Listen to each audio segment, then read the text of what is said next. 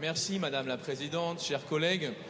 Il me semble que cet amendement, comme beaucoup d'autres qui ont été refusés jusqu'à présent, mais celui-ci particulièrement, est d'intérêt général. Il s'agit de plutôt lever une taxe sur le pire de ce que peuvent faire les entreprises à leurs salariés, à savoir les placer dans une situation de danger de mort parfois, dans le burn-out, et à partir de cette situation, à la fois la dissuader en taxant le phénomène qui s'ensuit, et avec cet argent, l'intégrer à l'assurance vieillesse. Pourquoi l'assurance vieillesse? Parce que le burn-out est une des raisons pour lesquelles des gens doivent partir trop tôt, sont dans les 1/3 de départ anticipé qui existent, et donc, dès lors, il s'agit de régler deux problèmes en une seule imposition. Alors vous allez nous dire encore des taxes, bah oui, encore heureux qu'un comportement qui est inacceptable fait l'objet d'une taxe. Évidemment, c'est même le principe d'une taxe.